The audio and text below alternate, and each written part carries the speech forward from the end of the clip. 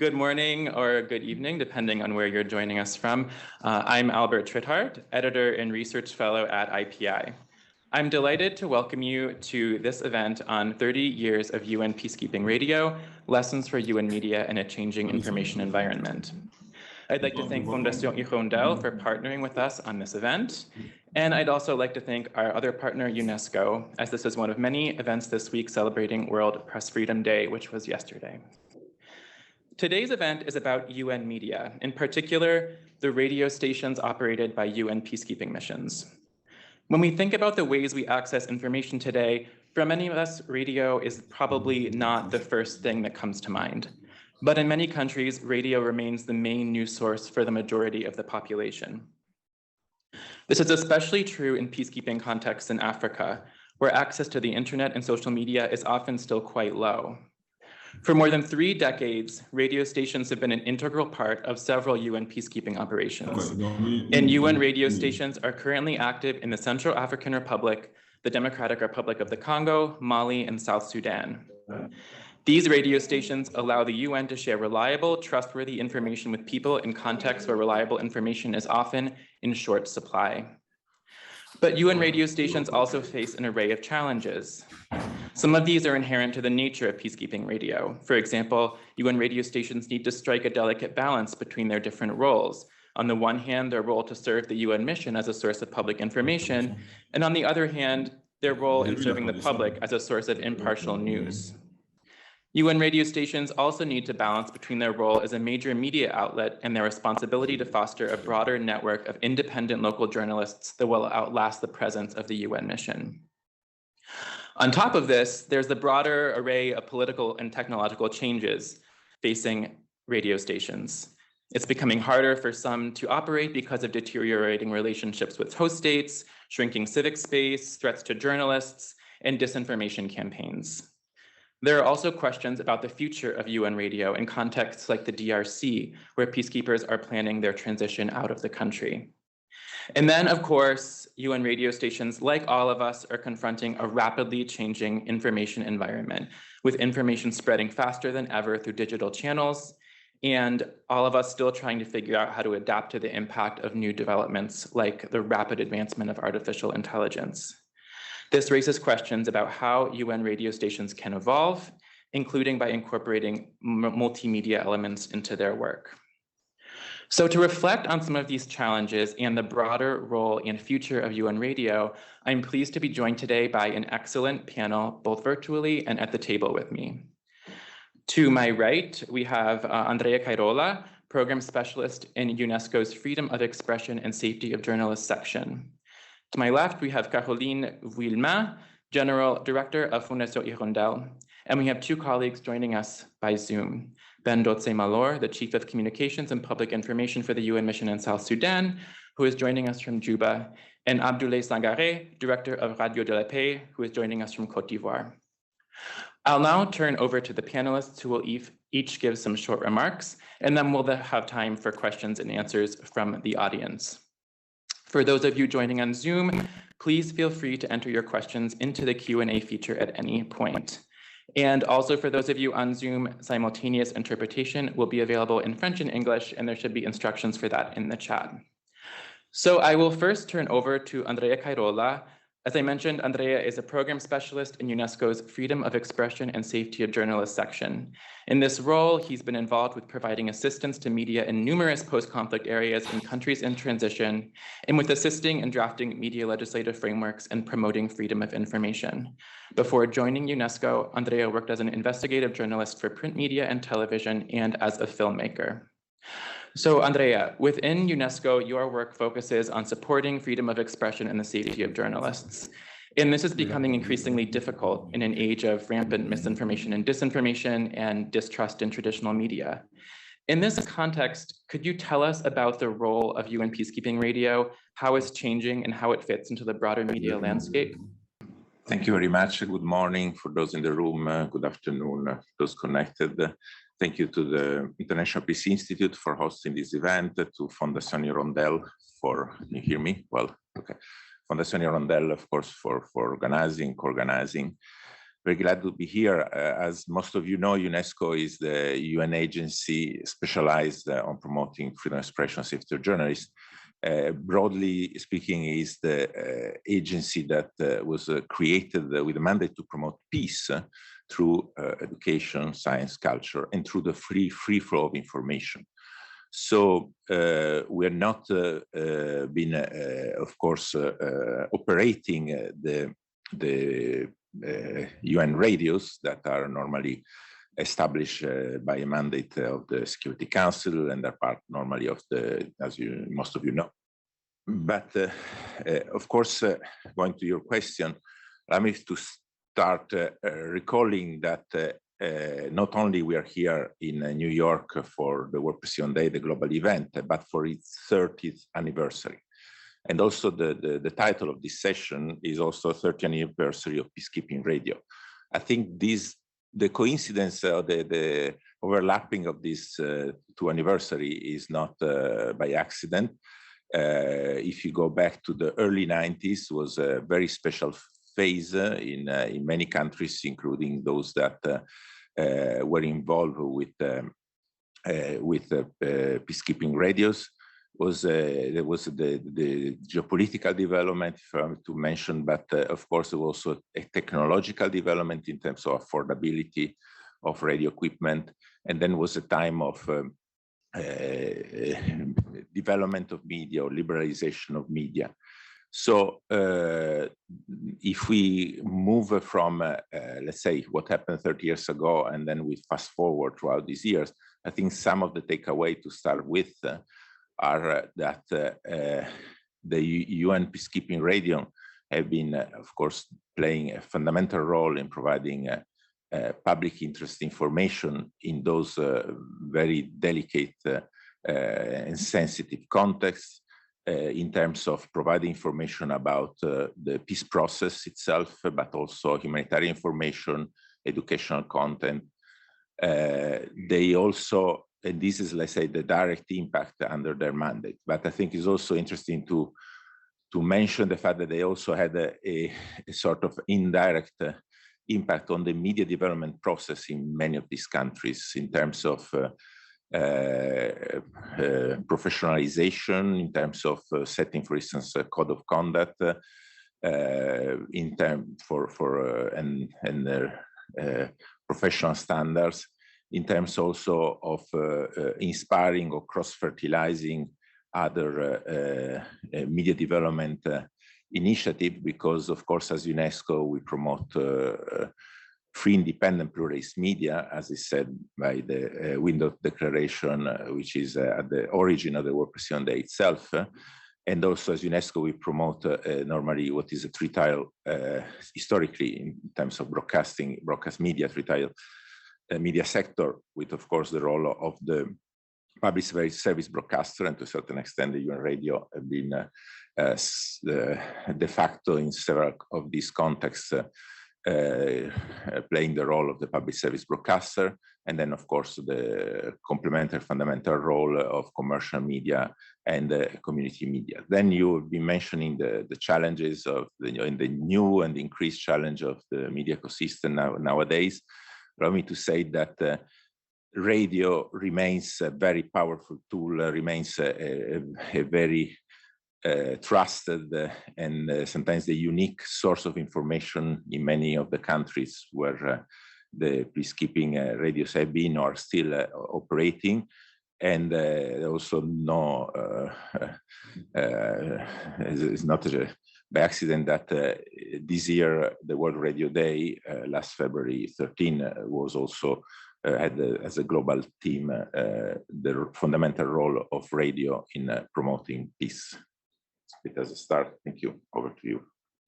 Thank you, Andrea. And I think it's especially important what you mentioned about thinking about both the direct impact of UN Radio and also the indirect impact on the broader media development. So I'd like to turn over now to Ben Dotse-Malor. Ben is the Chief of Communications and Public Information for the UN mission in South Sudan. He was previously Chief Editor at UN News in New York, and he's also served in many other capacities at the United Nations, including as Acting Chief of Communication and Public Information for the UN mission in Liberia, and Chief Executive Producer at UN Radio.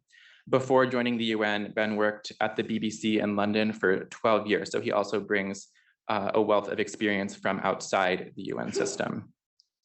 Ben, you've been working for many years, both with UN and non-UN media, including UN Peacekeeping Radio. During this time, what have you seen as the role of UN Radio, and how has UN Radio adapted to changes in the information landscape and the political landscape? Thank you, Albert. I want to offer gratitude from right here in Juba, South Sudan. Gratitude to the International Peace Institute, to UNESCO, and to the wonderful people of the Hirondelle Foundation. I'm grateful and honored that you should include me in this panel. I know I have probably less than 7 minutes, and I will try my best.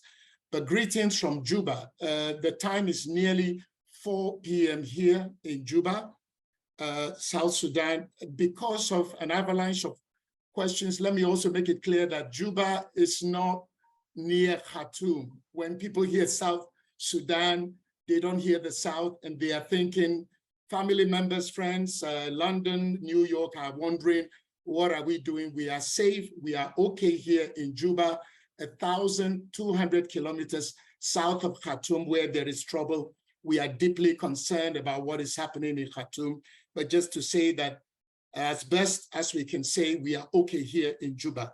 Now, the role of UN radios, and then how we are adapting. Let me just mention that in a developing country context, like here in South Sudan, where radio is still king, or to be gender sensitive, radio is still queen in terms of how people consume information. UN radios or UN radio, which over here is called Radio Miraya, becomes a critical, a valuable component of our efforts in reaching the population, especially leaders, officials, community elders, influencers, and opinion leaders, by providing factual, accurate, credible, balanced, and timely information.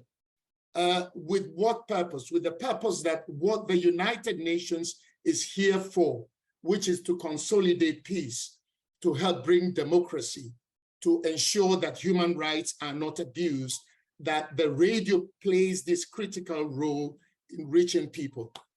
Now, here in South Sudan, I say radio is king because in a survey we just conducted, the vast majority of South Sudanese say that they depend on radios for their primary source of information.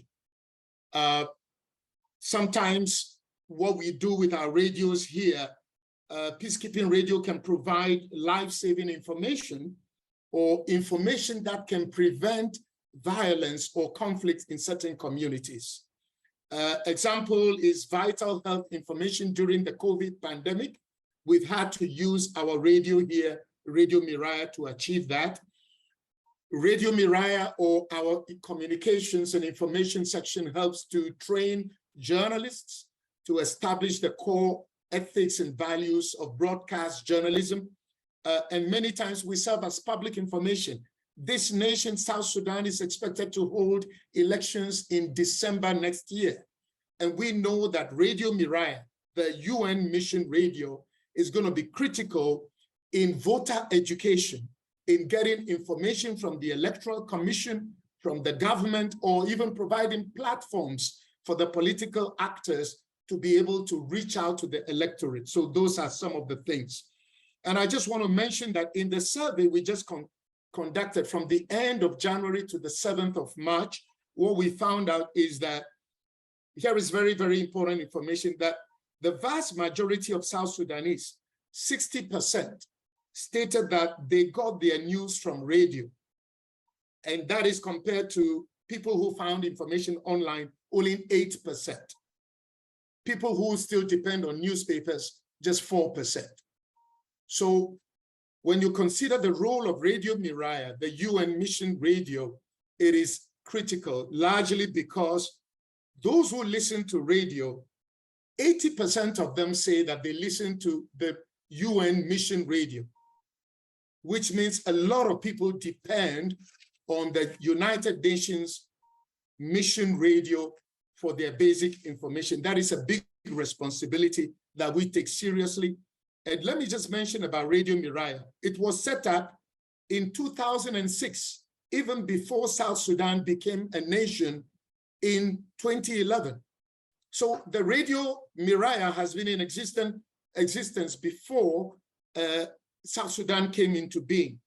We tag ourselves, number 2, in Radio Miraya as the voice of peace or the partner for peace, broadcasting largely in English, but also in Juba Arabic, because we see that there is a high level of people or a good number of people who do not have English as their basic language. And currently we have like 16 hours of live daily programming, which involves talk shows, call-in programs, discussion programs. We use music, and then we cover the nation. We get reports from all parts of South Sudan, and that is part of the service. So in short, let me just say that radio remains a vital platform in the peacekeeping context or in the UN context in the field for promoting peace and security, for promoting sustainable development, the SDGs, for example, for promoting human rights, for promoting the rights of the girl or the rights of women, and then humanitarian support, which other parts of the UN are involved in. Radio Miraya is most useful for linking the citizens together and also connecting the citizens with those in power or those in authority. Let me shift quickly. I know we can have questions. How are we adapting to the changing media environment? By that we mean WhatsApp is very, very big here in South Sudan. And there is a lot of stuff that is shared on WhatsApp.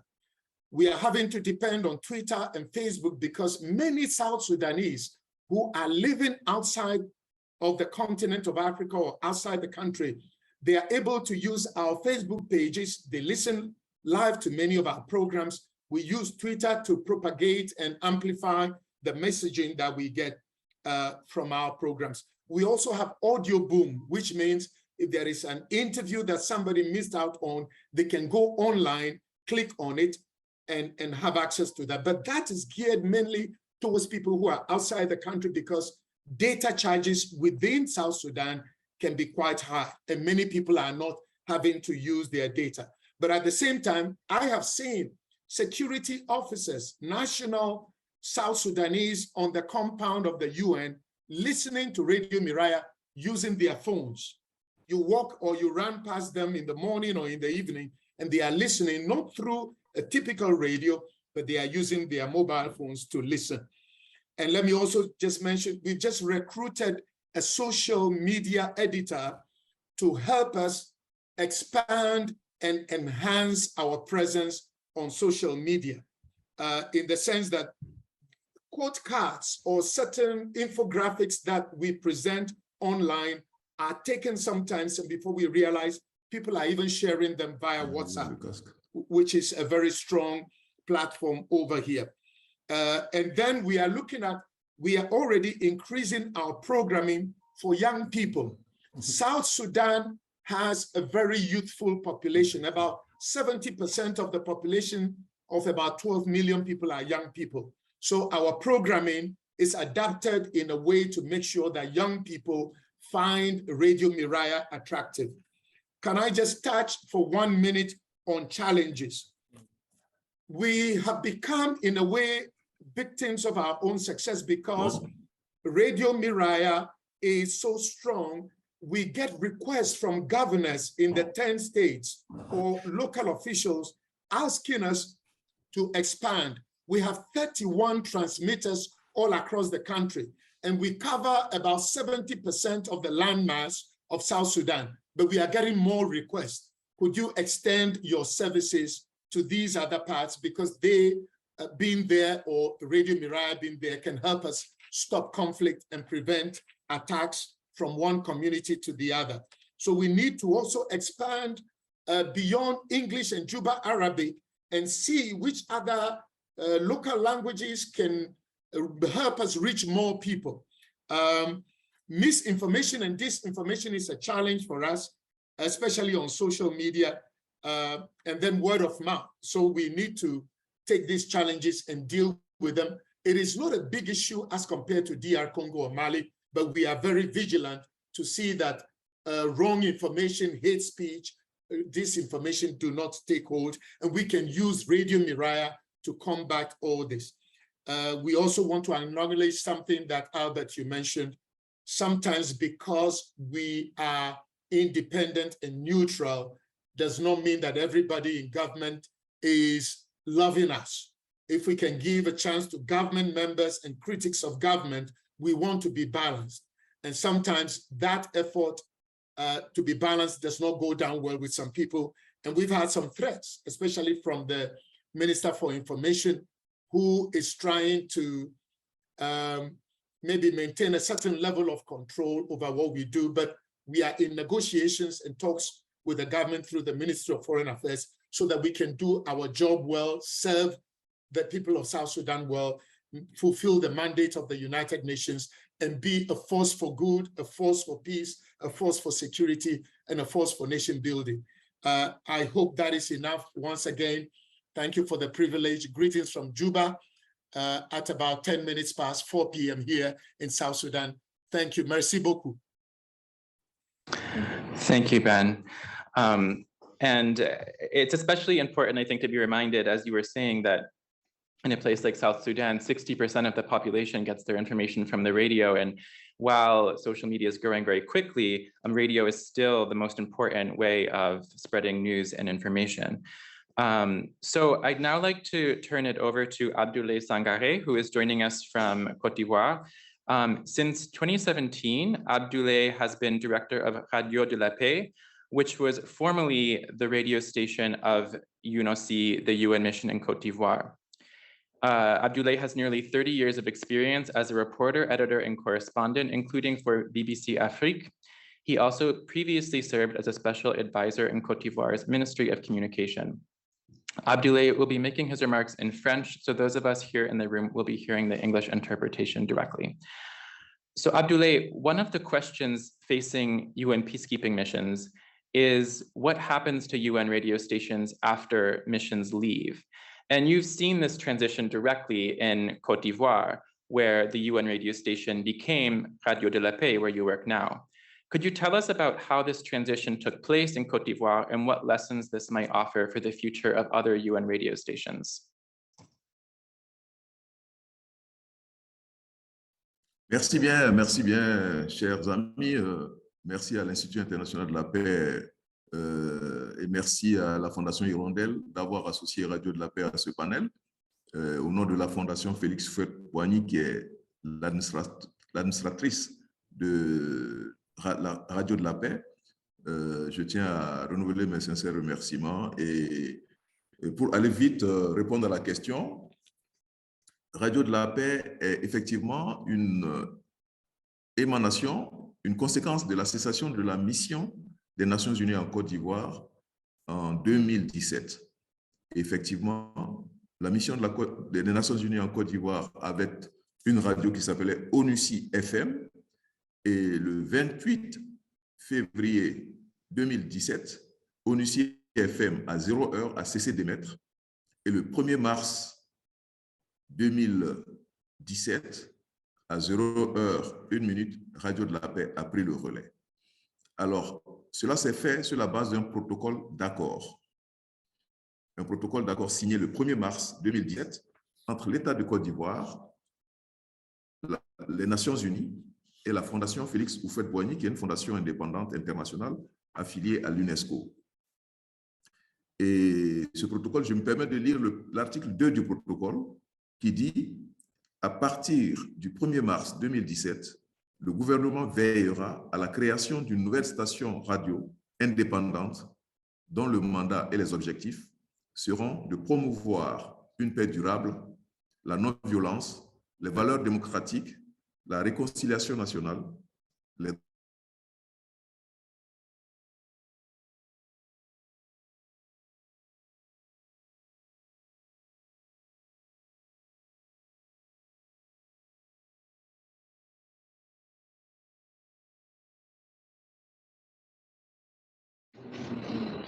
Just give it a few more seconds to see if Abdoulaye is able to rejoin. Par la diffusion, à ce que l'on a les objectifs. Voilà. Donc, voilà un peu. Vous me suivez? Je peux continuer? Yes, please continue. Thank you. OK. Donc, le protocole d'accord a été très clair et à partir du 1er mars 2017, Radio de la Paix a pris le relais et est devenu le successeur de la radio des Nations Unies. Alors, cette radio a fonctionné sous l'administration de la Fondation Félix Houphouët-Boigny avec des financements de la Fondation Félix Houphouët-Boigny qui elle-même reçoit des subsides de l'État de Côte d'Ivoire et aussi de partenaires extérieurs comme l'UNESCO et d'autres institutions qui soutiennent la Fondation. Donc, la radio est arrimée à la Fondation Félix Houphouët-Boigny. La radio a un fonctionnement qui s'inspire de l'ancienne radio des Nations Unies avec les mêmes principes éditoriaux, à savoir le professionnalisme, l'indépendance et l'impartialité, l'inclusivité. Et donc, quand on regarde la grille de programme de Radio de la Paix, il y a pratiquement une continuité avec l'ancienne grille de programme de ONUCI FM, qui est l'ancienne radio des Nations Unies. Donc, fondamentalement, c'est une information impartiale, inclusive, ouverte à la société civile, à l'ensemble des partis politiques, de l'opposition comme de la majorité au pouvoir. Et je pense que, de ce point de vue, tout se passe très bien. Et la Radio de la Paix a gardé le même dispositif technique, c'est-à-dire un déploiement technique des émetteurs et des relais sur l'ensemble du territoire ivoirien. Nous avons un taux de couverture qui tourne autour de 70 à 80% du territoire. Et donc, dans toutes les régions de Côte d'Ivoire où vous trouverez Radio de la Paix. Et le fonctionnement, nous fonctionnons avec un personnel ça aussi c'est un élément important, avec un personnel un peu plus réduit que celui dont disposait la radio des Nations Unies. Parce qu'il y a évidemment des questions budgétaires qui font qu'on n'a pas la même envergure en termes de personnel rédactionnel, journalistes, techniciens et personnel d'appui. Journalists, technical support staff. But in spite of all of that, we are able to keep on working with extremely high performance rates, meaning that today, under a survey done by an international organization I won't mention to avoid advertising, this survey says that we are a leading radio, the first radio out of the 179 commercial and national and local radio. Radio de la Paix is leading with an audience share of 20%. Actually, we have only Radio France Internationale that is better than us with 22% of listeners. So it is a remarkable performance. And this can be explained by the fact that people recognize themselves and identify themselves with this radio, a radio that helps them express themselves, obviously, by respecting a spirit of well-meaningness. We cannot insult each other. We cannot have hate speech on our radio. But we have a promotion of discussion. Everything is going really well. We also have partnerships with different organisms and bodies of the United Nations, such as WHO. During the COVID-19, we organized awareness-raising programs for our population in Côte d'Ivoire, and it went really well. It was very successful. We have also a big program with the Embassy of the United States. This is called Democracy in Progress. It is a partnership with our radio, and we are trying to gather the political and civil society diversity in order to talk about the different topics. For example, about society, about politics, about the environment, the economy as well. This is the third year of this program, and it is going really well, very successful. Now, about our future. when the United Nations transmitted the radio to the Côte d'Ivoire under the protocol of understanding, and when it went under the aegis of the Fondation Félix Houphouët-Boigny, for other United Nations radio stations, if such a transition were to be made, it is important that to mention that the United Nations have to provide a support mechanism. Whatever the conditions, we need to have a support mechanism, financial and technical support. This would help us keep on consolidating and strengthening those radio projects. Radio de la Paix did not benefit from that. The United Nations stopped working and they went away. And we tried request support within the framework of what is called residual activities. We tried to benefit from a fund that was made available by the UNDP, which allowed funding activities of NGOs and CSOs after the departure of the United Nations, but to no avail, unfortunately. I advocate for that during the next transitions, the United Nations do not depart in such a radical fashion. They should keep a minimum mechanism to make sure that a radio station can work in a smooth fashion. Our radio could work through the vision of President Ouattara. After the end of the mission, the president said, you can leave, but we need the radio in Côte d'Ivoire, because this radio was very helpful for Côte d'Ivoire in strengthening social cohesion and in broadcasting professional information, impartial information. This is why President Ouattara, through the Fondation Félix Houphouët-Boigny, decided to provide the necessary means and funds to make sure that the radio could work. And it is very expensive to have a radio working. I know the numbers, it's very expensive. This vision, if we hadn't had this vision, and if the United Nations do not provide some kind of support during a transition period, it is very unlikely that a radio station can survive after a departure of the United Nations. This was our experience, and this is my warning for you to make sure that in the future we can better improve transitions from United Nations radio stations and independent radio stations.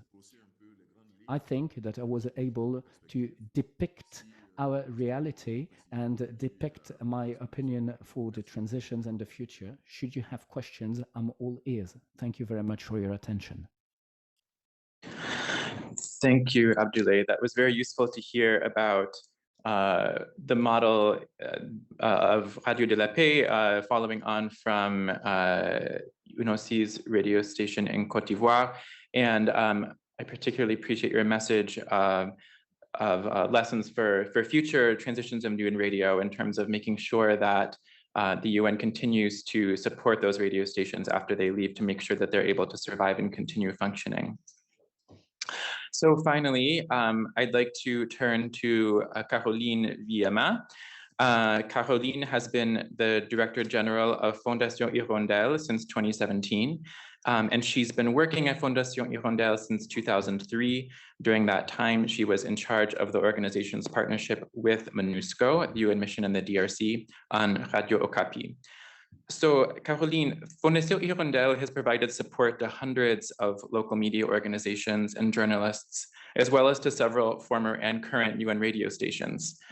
Based on this experience, could you reflect on the effectiveness of UN peacekeeping radio stations in providing high quality information to the public and in supporting existing local media outlets?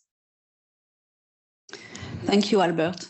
Good morning, good afternoon, everyone. Thank you for joining us today.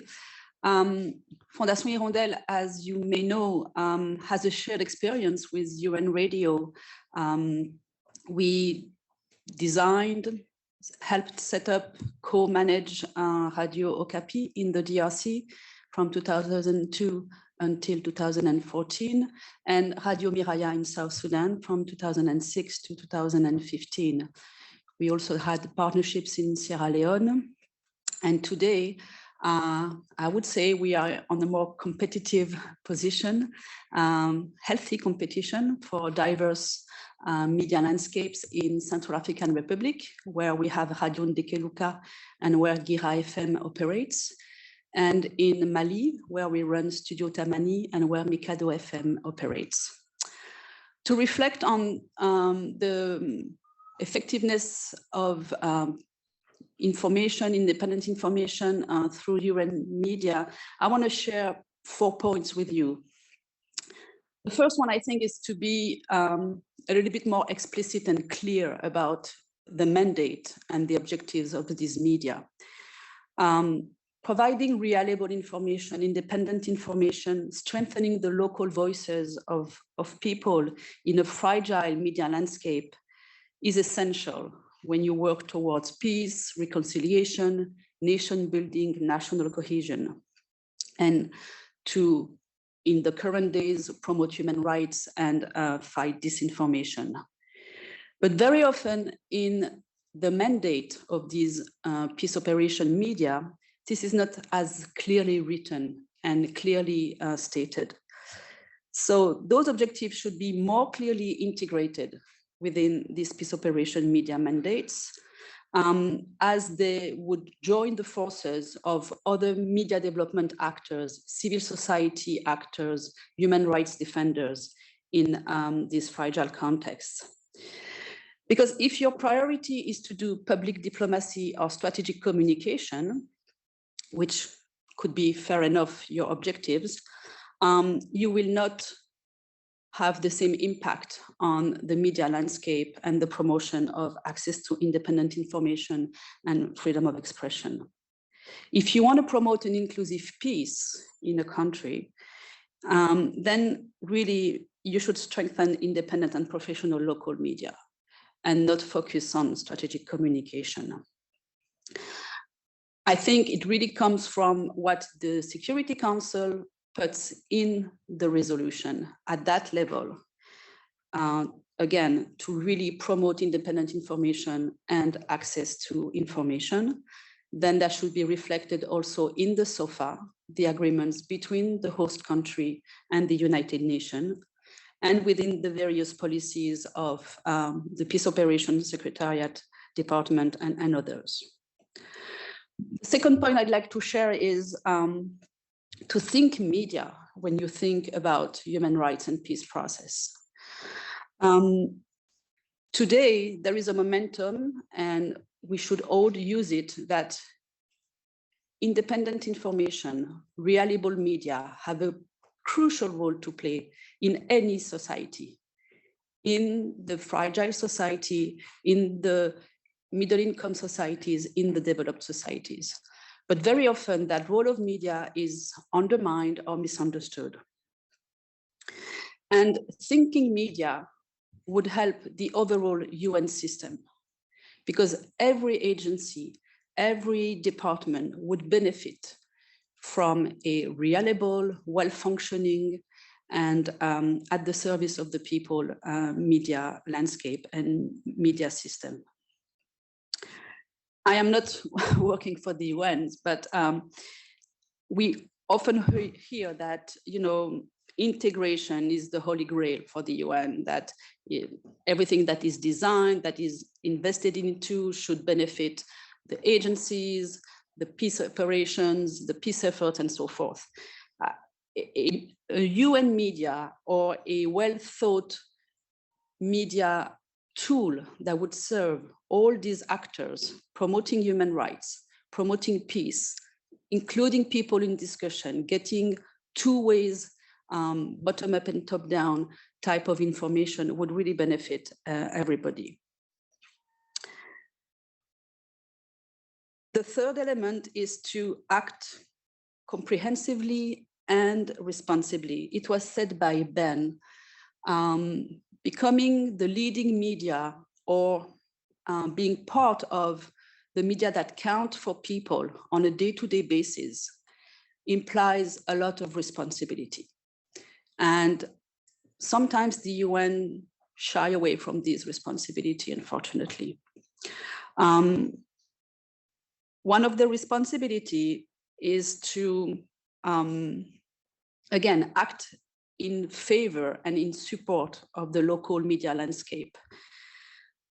The UN should not capture human resources with high salary and the disruption of the local media market. The UN should be also with the courage of sometimes broadcasting and letting stories out that local media cannot do for security reasons.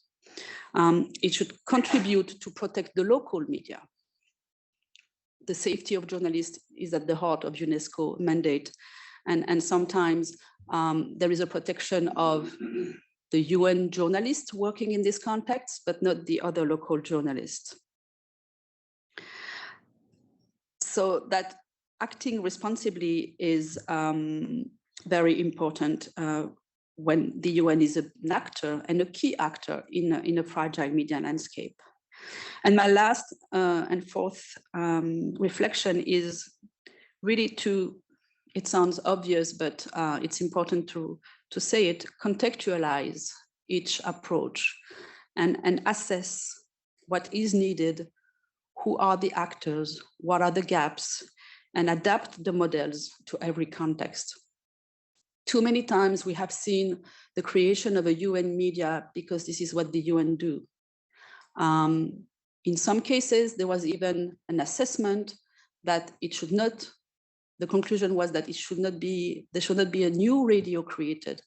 And despite that conclusion, yet the radio was created. So copying and pasting like a blueprint model doesn't help. It again will create disruption of the local market with human resources, unfair competition, and in the end, it weakens the capacity of the local media to do their work. The UN has all the tools, and sometimes they are the only on-the-ground actors that can really, from the human rights perspectives, the political affairs perspectives, of course, the peace operation perspective, assess who are the actors, with whom there can be partnerships and strategies to develop content for the local population, addressing people in their own languages. It was said in South Sudan how key it is that people can access the information in their own languages. And so this assessment should be number one before what we sometimes feel are the priorities in terms of strategic communication towards an audience that is not the local audience and that doesn't meet the local information needs. Thank you. Thank you, Caroline. There's a lot to reflect on there in terms of some of the potential risks of UN peacekeeping radio stations and being very sensitive to making sure that they're not disrupting the existing local media landscape. I would now like to turn it over to questions. For anyone joining in person, you can just put up your hand and I'll call on you. I'd ask for those in the room that you please ask your questions in English and that you please state your name and affiliation when asking your question. And I'll remind you, those on Zoom, please enter your questions into the Q&A function on Zoom. Perhaps I'll start off, but please feel free to raise your hand in the room as well. I'd be interested to hear some of the other panelists' reflections on some of these points Caroline just made, which were also mentioned by some of you in your remarks. But I'm curious to hear a bit more about how UN missions and UN peacekeeping radio stations can support local media. What are some of the specific actions they can take? And also, what are the specific ways that they can avoid disrupting existing local media, for example, by, you know, as you were mentioning, Caroline, paying higher salaries and therefore sort of taking the best journalists from other local media outlets, which could have a detrimental impact in the long run. So how can they balance their role in being one of the most important providers of information while making sure that the information landscape, the media landscape in these countries remains resilient in the long run? And to add on to that, maybe we could have one question from the room as well. Yes, please. Yeah, hi. Hi, my name is Janos Kohlenberg. I work with the German Permanent Mission to the UN here in New York. And I've worked before with UNESCO, so I have some experience of the impact of that radio station in Congo, Okapi, Radio Okapi. My question is whether the attention to other media has taken away from these radio type interventions. Because it seems a bit that it's a good tool. All of you have confirmed that it's a good tool, that it's still necessary, but that it might not get the same attention from within the UN and also from member states that it still deserves. So I'd love to get your perspective on that. And if my intuition is right, then I would also appreciate some thoughts on what could be done about this. How can the different tools be brought together in a more comprehensive way? Thank you very much. Thank you. Perhaps we can start with Andrea. Would you like to respond to either of those questions? Yes, thank you very much. So on the first one, I think it was very well said by Caroline, stressing how the UN radio should be an integral part of the media development in a given context. And there are, of course, risks. There are sometimes challenges or disruption. But all in all, if we see, let's say, the half full glass, there is a solid track record of most of this radio having, again, contributed to advancing the professional standards, having contributed to cross-fertilize, let's say, because many of those that, for instance, started working the radio, then they created their own media, and vice versa, sometimes with some challenges, as the one mentioned related to the salaries that are maybe on average are higher. And then very important, the issue of safety of journalists in terms of course, advancing this as a collective challenge that, of course, has to encompass the broadest possible definition of journalist and the broadest possible, of course, number of, including those that are operating, for instance, in community radio in remote areas, etc. So the other way around, actually, the issue of safety of journalists when in a context is when in a context is concerning the staff of UN radio should be just, of course, a part of setting the agenda of this is important for everyone. Going to the question of the distinguished delegates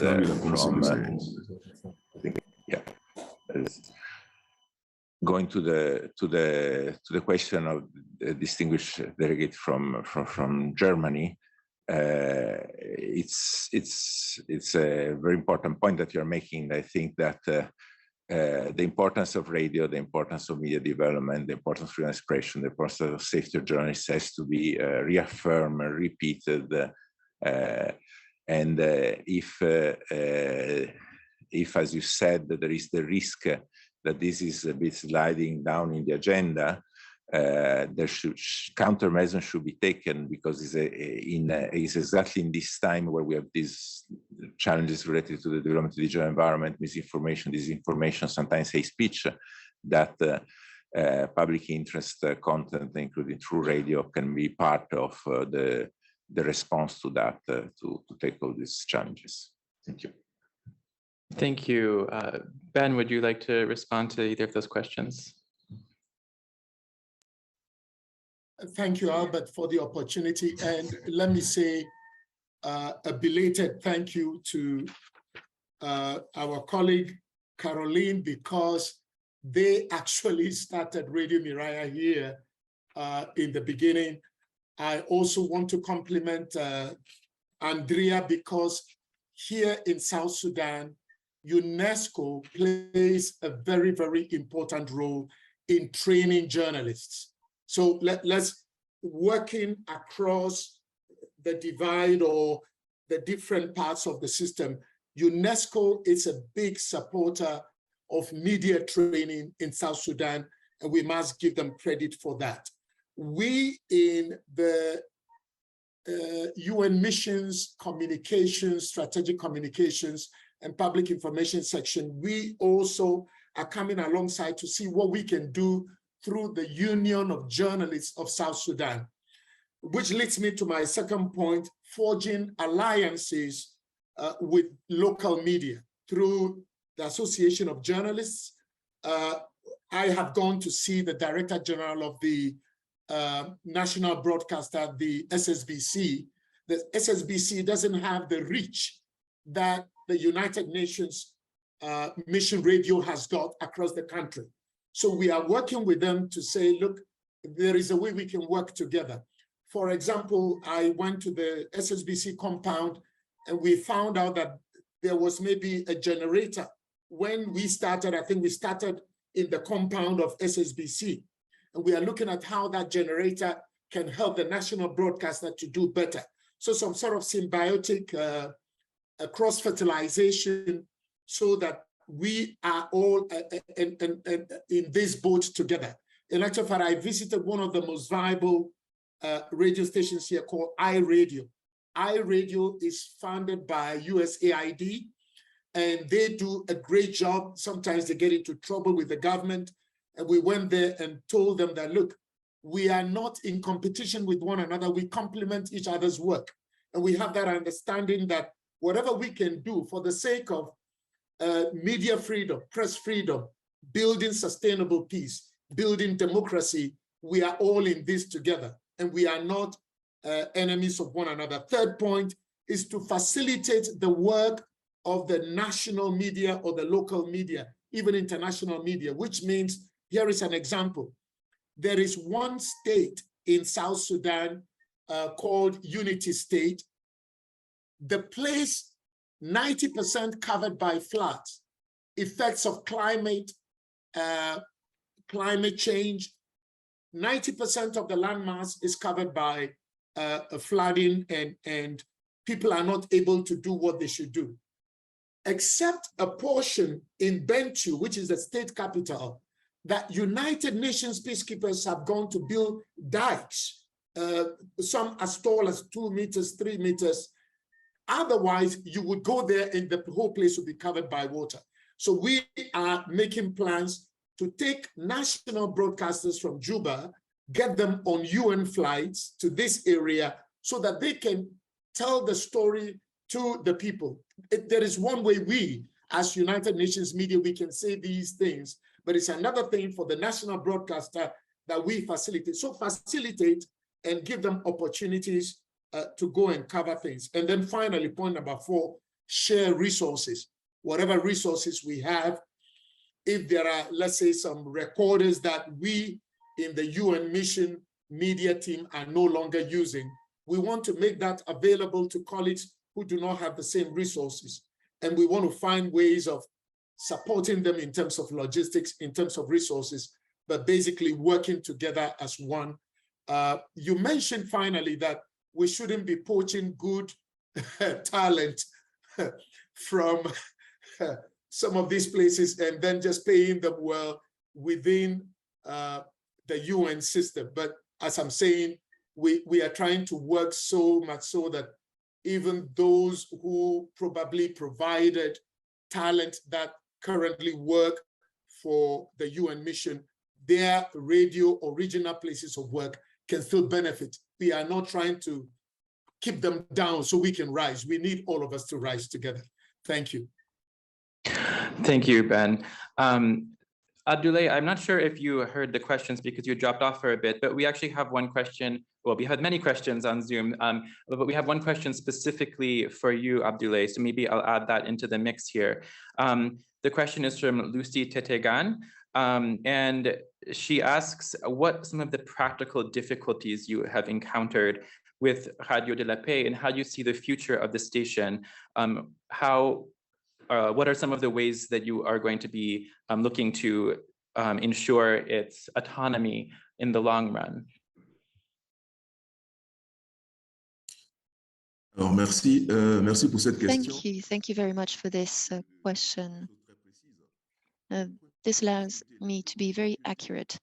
The biggest difficulties we encountered were the renewal of our equipment, because most of the equipment we inherited from the UN radio station were, to say the least, tired. And even the vehicles that were left to us were vehicles that could not allow us to travel across the country. But we have 23 emitters and we need to ensure the maintenance of these emitters. So we had to find the resources in order to renew our cars and the vehicles that we can use. We have also acquired new equipment, new emitters, transmitters, in order to allow our broadcast to work well across the country. And to this extent, we had to consider asking other partners for additional resources. And this is how we established partnerships with the UNDP, with UNICEF, with WHO. Some projects worked well, but most of them were limited in time. And the only program that is still working is the one we have with the United States Embassy, which is renewed each year and which allows us to acquire additional new equipment. And this is a very important project. And this is the type of partnership that we want the United Nations to put into place when they leave a country. We want them to put partnerships into place, especially given that we have a coordinator, a permanent coordinator of the UN, with whom I had discussions, but to no avail, and this really was a pity. So today, we have asked for the authorization of the audiovisual authority here in our country. We have asked them if we could use advertising in order to acquire more resources. This is a work in progress, and unfortunately, the interpreter does not hear Mr. Sangare anymore.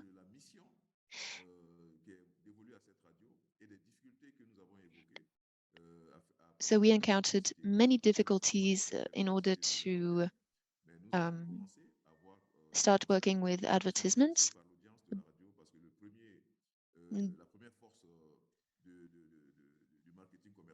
And the first strength, of course, of commercial marketing is the audience, the listeners.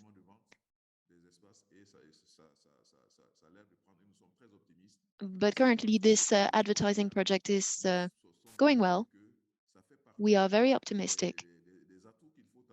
And we are convinced that this is one of the assets you need to have in order to future-proof our radio and its economic independence as well. Because if we depend on one person, one resource, even if we are dependent on the Félix Fouad-Boigny Foundation, this foundation is also funded by its partners.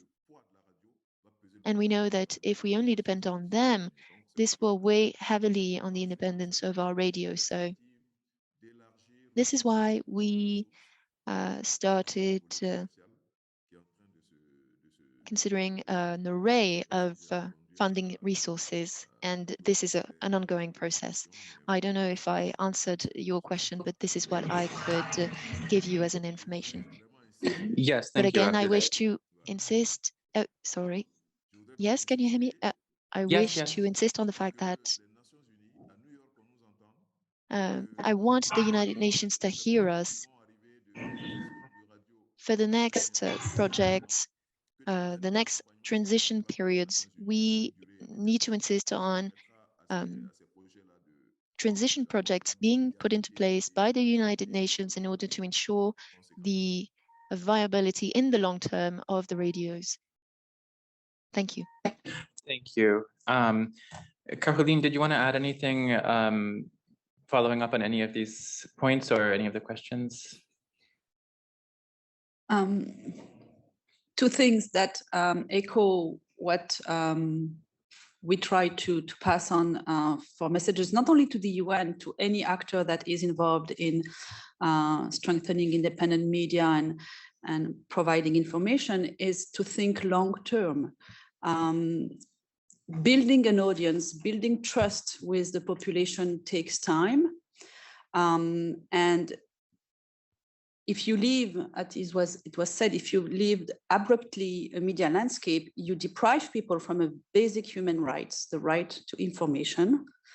And that has many, many consequences. So it is understood that you cannot always be the organization responsible for the provision of information, but building alliances, thinking of strategies to have that service to the population continued, that takes time, and that should be part of the thinking from day one.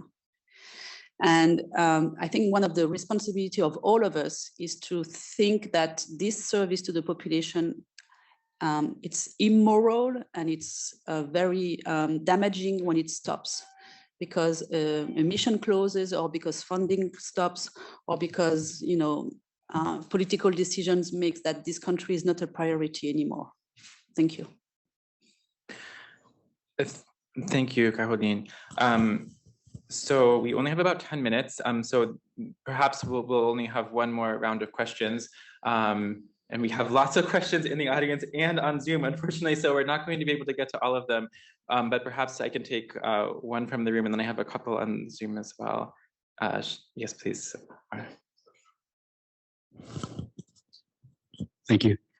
Eduardo Albrecht from United Nations University. I have a question for Caroline Willemin. I appreciate the work that you do with misinformation and disinformation, and I can understand it's a challenge, especially when working with local radios. So I wonder, how do you navigate the difficulty of labeling what is misinformation, disinformation, and in particular, how do you make sure that there's a multiplicity of voices in that process of taxonomy of misinformation, if you will? Thank you. And does anyone else from the room have? Yes, please. Thank you. Hello, I'm Guy Berger. I'm former UNESCO Director for Freedom of Expression Media Development. Quick question. It seems to be one of the things that people have been pointed to is the need to amplify UN content across the entire communications ecosystem into different languages, so other radio stations in indigenous languages pick it up, and so on and so forth.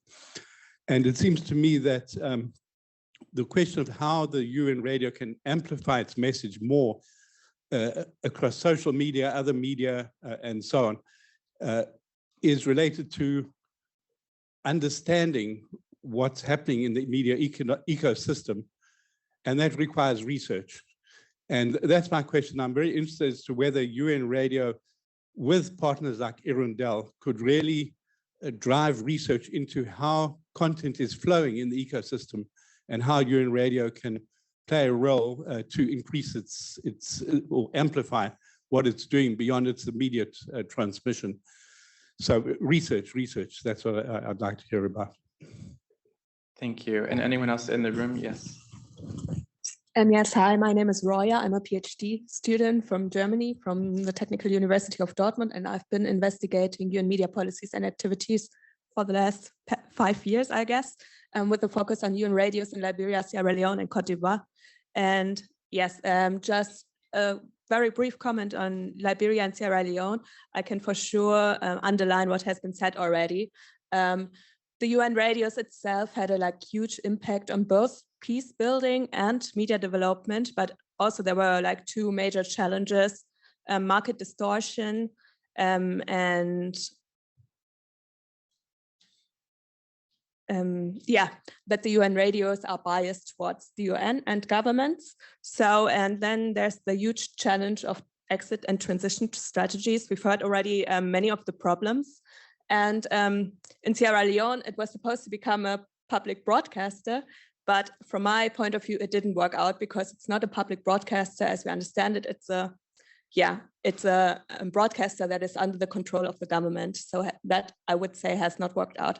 In Liberia, it was transitioned to ECOWAS, a supranational organization in West Africa. So I think also it's less biased, like it's working kind of well content-wise, but it does not really have a stable audience and it doesn't have resources. So viability is really not given at all. I was there, it was not working, the radio station at that day because the generator was not working, so it was off. A studio was burnt, completely destroyed, and it was destroyed a year ago. So there was not money to restore it in a year. So that's really like, I can really see many of the points that have been discussed. But to make it short, because we are running out of time, I have one question to Mr. Malor, because he's in an operating mission. So from your point of view, what would you do if you could decide? What would you do with the radio station after the mission ends? Thank you. And apologies in advance that I won't be able to get to all of the questions on Zoom either. I'll maybe just add a couple more into the mix and you can each respond very quickly to whichever of these questions that you would like. So just one from Stoician Sky Gloire Makwena Luembo in the DRC, who mentions the recent incidents of the population in the DRC attacking UN property, and whether that is an indication that perhaps the mission is not adequately informing the population of its activities. And then I'll also add in a question from Paula Donovan, who from Code Blue, and she is interested in hearing from the panelists about how UN Radio informs and safeguards the public with regard to sexual exploitation and abuse, and handles the inherent conflict between presenting a positive view of the UN and reporting reliably and honestly in a way that benefits the listening public. So would any of you like to jump in on any of those points? And we only have about 5 minutes, so I'd ask you to be as brief as possible, considering we have so many different topics in the mix here. Does anyone want to start off? Perhaps Ben, would you like to jump in? I think the last colleague who has been studying what happens to UN peacekeeping radios in Sierra Leone, I'm aware of Radio UNAMSL, which was huge and served the population very well. I was in Liberia where Unmill Radio was a big force to reckon with. You could have President Ellen Johnson Sirleaf come into the studios of the UN to broadcast to the nation, simply because the national broadcaster didn't have the reach, and we had to reach more transmitters across the country. And now Unmill Radio is now taken over by ECOWAS Radio. How well they are performing, well, that is another question to be looked at. Côte d'Ivoire, UNOSI Radio becomes Radio de la Paix. The question is what I would say is the $46 million question. I believe right in this platform, either participating physically there with you, Albert, or joining in, is one of my colleagues, Doug Kaufman.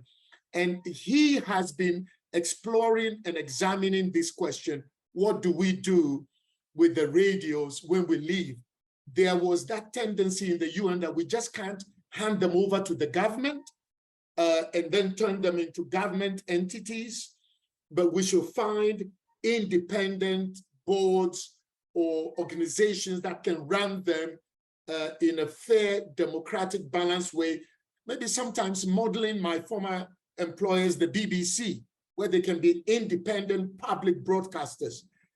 How well we are doing that in Sierra Leone, in Liberia, in Côte d'Ivoire, maybe again, it's a big thing to be looked at. But over here in Juba, where I'm speaking to you from, 2 minutes to 5 p.m. here in Juba, what I tell government officials when they try to be draconian and very harsh on us is to say, look, when the UN finishes, we are not packing these equipment to take out of here. We are probably just holding these stations in trust for your use, for the use of the nation. And I think this was very well put by Caroline when she stated that, I think she made a point about the fact that whatever we are doing, whether it's radio copy or whatever we're doing, if we leave drastically or suddenly, and then we create that void, people have become, excuse me to use the word advisedly, addicted to what we are delivering. We are across, and then suddenly there is this gap. So the challenge is how to transition when the mission finishes and hand over this asset, a real asset, into the hands of capable local, national entities who can then run this. But let me just finally make this point. It is expensive to maintain some of these things because the UN is able to send technicians into very difficult to reach places to maintain transmitters to reach people in some of these places. And when somebody comes to take this, unless you're pumping in a lot of money and you are not making money through adverts and other things, it's a challenge. It's something that needs to be studied more. Thank you. Thank you. So I'll ask the panelists to be very brief in their remarks as it's already 11 here, but Abdoulaye, do you have any final remarks in response to those questions or any final words?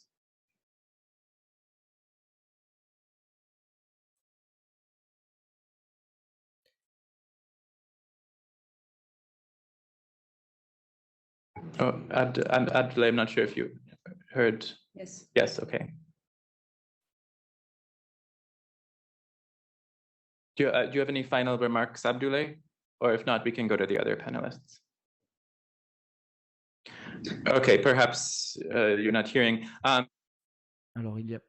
do you have any final remarks or responses to any of those questions? Yes, maybe reacting to what the PhD researcher Rosa Zaitoun said, and by the way, very important, the work that she has been doing the past years, and is once again connecting also to what Professor Berger said in terms of the importance of the research, is related to the transition, this crucial moment also stressed by other co-panelists. And I think some of the takeaways is that the transition should be realistic, long-term, a multi-step process. There is a crisis in terms of viability of media for all media. It's a global crisis. There are many attempts to find innovative solutions to respond to that. Public interest information is of course even more important in these days. So when we plan this transition, I think and this is also a message, if I may, to the delegations that are here, it's very important, this probably progressive multi-step approach. There are examples on that. Allow me also to recall that there were other UN radios over the past 30 years that were not operated by the PKO, but operated by OCHA, and IRIN radios together with IRIN News, and they successfully phase out and transition towards a sustainable model, for instance, Radio Ergo in Somalia. So this is possible, and it's like a combination of sources, also, as I said, including from donors related to humanitarian, including commercial, including, of course, the fundamental role of foundations like and other media and development implementing partner. Thank you. Thank you, Andrea. Caroline, final word. Any responses to those comments or any parting words for the audience? I want to answer the question. The way we work in contexts like Mali, Central African Republic today, or Burkina Faso, is to work with local journalists and really use their knowledge of the local culture, the local politics, the local dynamics, so that in the newsroom, they react to what stories will be covered and how they will be covered. And from that, inclusivity from the newsroom already test, if this is a one source story or double source story, and make sure that the angles will allow all the listeners, all the people who will benefit from the story to understand what's going on and to make something out of it. So locally based journalists trained, and also related to disinformation, this has been context of rumors forever. Today, the new element, it was said with WhatsApp, not so much Twitter in the context where we work, but Facebook and WhatsApp, it's the rapidity and the reach of some lies or false information. But sometimes that stays in that digital sphere. So for me, linking ground-based media, local media, and verifying that what is on that digital sphere is actually what people talk about is one of the new role of journalists and local journalists. Sometimes it does, and so the story has to come to the newsroom to be eventually debunked or explained. And sometimes it is not the daily concern of the people, and it should not become amplified by the local journalists. I just want to say two things, maybe really echo what Guy said in terms of research. We are at Fondation Hirondelle really open to be research, to help research, to provide content or material for going deeper to these very difficult questions of how to enter a media landscape, how to run a UN media within a fragile media landscape, and how to exit or transition. And on the transition, I want to say this again, it is not a 11th hour decision. It really has to be considered early on. And maybe one thought is to try to see if the UN can think of the transition of the UN media outside of the transition of the mission. Because very often political decision and political calendars hamper any projection and any capacity of the people involved with the UN radio to think about transition. Thank you. Thank you so much. Thank you again to Fondation Hirondelle and UNESCO for partnering with us on this event. Thank you to our panelists, and thank you all who joined us both in the room here and on Zoom. I'm sorry again that we weren't able to get to all the questions, but please feel free to reach out. We hope this will be an ongoing conversation. And thank you again. Have a great rest of your day.